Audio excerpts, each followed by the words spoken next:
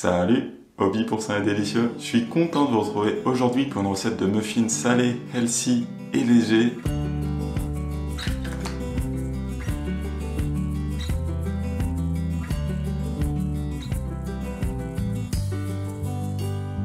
C'est une recette qui nous vient du compte Some The Foodies sur Instagram. Ces muffins, ils peuvent se manger chaud, ils peuvent se manger froid et ils sont facilement adaptables avec ce que vous avez dans le frigo. Sur ce, j'enfile mon plus beau tablier et je vous retrouve derrière les fourneaux. Alors c'est parti pour la recette. C'est super simple, vous allez voir. Première étape, on préchauffe notre four à 180 degrés Celsius. Voilà, maintenant que notre four est en train de préchauffer, on va préparer notre appareil à muffins. Pour ça, dans un saladier, on va venir casser 2 œufs. Ensuite, on ajoute 60 g de yaourt. Moi, ici, j'utilise un yaourt de soja, mais vous pouvez utiliser du yaourt brassé ou du fromage blanc, ça marchera très bien. Également, on vient rajouter 110 ml de lait. Alors le lait, c'est comme le yaourt, moi j'utilise du soja, mais vous pouvez utiliser du lait classique, du lait de vache ou même du lait de chèvre ou de brebis pour cette recette, ça devrait marcher super bien. Puis maintenant qu'on a tous nos ingrédients liquides dans le saladier, on va venir battre le tout une première fois.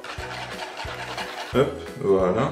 Maintenant, on va venir ajouter nos farines, et oui, j'ai bien dit nos farines, parce que vous allez voir, on en utilise deux types. 50 g de farine de pois chiche, qui est riche en fibres et riche en protéines, très intéressante. Et dans les recettes comme ça, de petits muffins salés, ça passe super bien. Pour compléter cette farine, on va ajouter 90 g de farine de blé. J'utilise de la farine de blé semi-complète et ça va venir apporter du moelleux que la farine de pois chiche n'apporte pas. Et vous pouvez le remplacer si vous voulez une version sans gluten par de la farine de sarrasin. Ça devrait marcher, je n'ai pas essayé, mais bon, en théorie ça devrait être super bon aussi. Un petit peu différent, mais super bon. Puis pour faire monter nos muffins, on va ajouter une demi-cuillère à café de levure chimique. Hop. Et pour le moment, notre appareil du coup sera nature. Donc là, c'est la première étape où vous pouvez le customiser déjà, rajouter un petit peu ce qui vous plaît. Le classique sel, poivre, à adapter les quantités selon ce que vous aimez et selon ce que vous allez rajouter ensuite dans vos muffins. Moi, je vais utiliser la base suivante: sel, poivre, paprika fumé. Ça, je vous conseille d'ajouter un petit piment, alors soit un piment doux comme le paprika, soit un piment un petit peu plus fort comme du piment de Cayenne par exemple. Ça relève les muffins, c'est super bon. Et la pièce maîtresse des épices selon moi, des herbes de Provence. Je suis un très gros fan des herbes de Provence. Et dans ces muffins, c'est super bon. Alors je vous donne pas de quantité précise évidemment, parce que vous adaptez selon ce que vous aimez. Et vous pouvez varier très facilement avec toutes les épices que vous souhaitez. Et puis maintenant qu'on a ça, on va mélanger.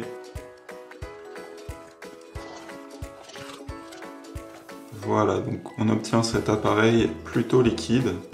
C'est exactement ce que vous voulez obtenir. Et maintenant, c'est à partir de là où vous pouvez vraiment vous faire plaisir niveau customisation et mettre tout ce que vous aimez dedans. Je vous conseille de prendre 3 à 4 éléments, pas plus, après ça commence à faire beaucoup. Moi, ce que je vais faire déjà, c'est rajouter quelque chose de croquant. Vous pouvez ajouter des graines de tournesol, de courge, ce genre de choses. Là, je vais faire avec des cacahuètes.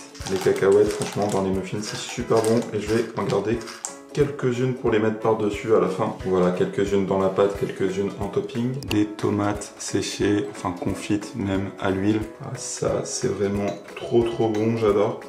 Je vous conseille vraiment de mettre soit des tomates séchées, soit des poivrons séchés, voilà. Moi, j'ai opté pour la version à l'huile parce que c'est largement meilleur, faut bien l'avouer. Mais vous pouvez totalement prendre des tomates séchées au soleil, sans huile, si vous préférez. Vous voulez couper une taille en petite...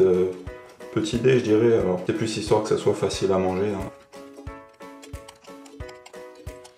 Hop. Alors là, je vais faire quelque chose qui est absolument pas obligatoire, mais je vais profiter. Je viens de finir en fait mon pot de tomates séchées, du coup là il y a l'huile, gorgée de saveur. Ce que je vais faire, c'est que je vais en ajouter l'équivalent d'une cuillère à soupe. C'est pas du tout obligé de rajouter de l'huile, c'est plus que j'en profite. Ça va venir rajouter du moelleux et de la saveur.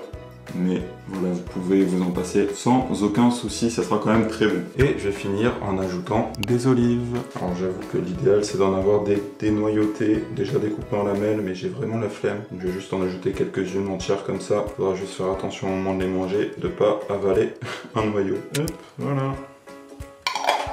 Maintenant qu'on a ça, on va tout simplement mélanger pour intégrer le tout à la pâte. Voilà, donc là, c'est vraiment vite fait. Voilà, donc notre préparation pour muffins est prête. Du coup, maintenant, vous prenez des moules à muffins. Petite astuce magique, si vous n'en utilisez pas encore, ceci, ce sont des caissettes en silicone, c'est trop pratique. En fait, vous les mettez tout simplement dans les moules comme ceci. Hop. Et vous versez votre appareil dedans. Vous connaissez sûrement déjà les caissettes en papier, celles-ci sont réutilisables, c'est facile à laver et surtout ça n'accroche pas parce que c'est vrai que les caissettes en papier ça accroche très facilement selon la pâte des muffins que vous utilisez. Ça c'est trop pratique, moi je ne jure que par ça quand je fais des muffins. Je vous laisse le lien vers ce site dans la description, ils viennent d'Amazon, sinon ça se trouve facilement en supermarché. Et puis on répartit tout simplement notre pâte en remplissant environ aux 3/4 parce que ça va gonfler un petit peu. Et moi ça me donne 6 muffins, ça peut varier légèrement selon la taille de vos moules. Bon voilà, au final j'en ai fait 7 et je les ai plutôt bien remplis, donc j'espère que ça va le faire, normalement il n'y a pas de souci. Petit bonus, j'avais gardé quelques cacahuètes pour mettre comme ça par-dessus à la fin. Hop. Et pareil, à la place des cacahuètes, souvent je fais avec des graines de courge. Et une fois qu'on a ça, ça part au four pour 30 minutes de cuisson. Je vous retrouve une fois que c'est cuit. Les amis, regardez nos muffins, ils sont magnifiques. Alors ça sent super bon, ce que vous faites à ce moment-là, c'est que vous les démoulez et les placez sur une grille et je vais vous montrer très rapidement pourquoi je ne jure que par les caissettes en silicone. On va prendre c'est le plus beau. Et en fait, il vous suffit de tirer, vous voyez, et ça vient tout seul en fait. Et là, la caissette est là, passez un petit coup d'éponge rapide dedans. Et c'est nickel. Et ici c'est pareil, c'est propre, un petit coup d'éponge rapide et c'est nickel. Donc caissette en silicone pour moi c'est un indispensable. Et les muffins, une fois que vous les démoulez, vous les placez sur une grille et vous les laissez refroidir. Alors ces muffins, j'en ai déjà découpé un pour la miniature. Vous pouvez les manger tièdes ou froids.